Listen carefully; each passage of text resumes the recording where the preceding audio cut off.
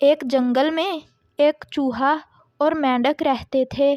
بات چیت کے دوران ایک دن مینڈک نے چوہے سے کہا، اس جنگل میں میرا خاندان صدیوں سے آباد ہے، اس لیے یہ جنگل جو مجھے باپ دادا سے ملا ہے میری میراث ہے۔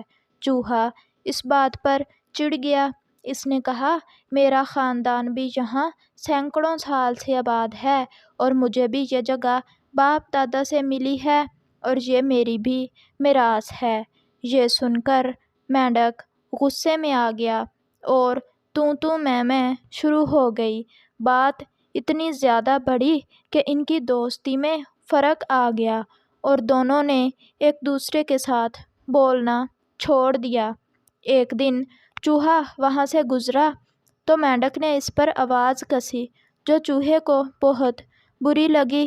اس کے بعد چوہے نے یہ کیا کہ وہ چھپ کر بیٹھ جاتا اور جب مینڈک وہاں سے گزرتا تو اس پر حملہ کر دیتا۔ مینڈک نے اسے چیلنج کیا کہ اگر طاقت ہے تو سامنے آ کر مقابلہ کر۔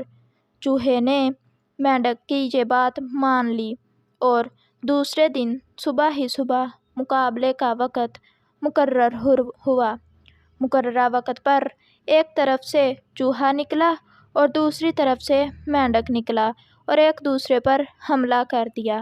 ابھی یہ لڑائی جاری ہی تھی کہ اوپر سے ایک چیل اڑتی ہوئی آئی اور ایک ہی جھپٹے میں دونوں پہلوانوں کو اپنے تیز نوکیلے پنجوں میں دبا کر لے کر اڑ گئی۔ اب وہاں چوہا ہے نہ مینڈک، لیکن وہ جنگل اور وہ جگہ اب بھی موجود ہے۔ تو پیارے بچوں، اگر ہماری ویڈیو اچھی لگی ہو تو ویڈیو کو لائک کریں اور پلیز چینل کو بھی سبسکرائب کر دیا کریں۔ شکریہ۔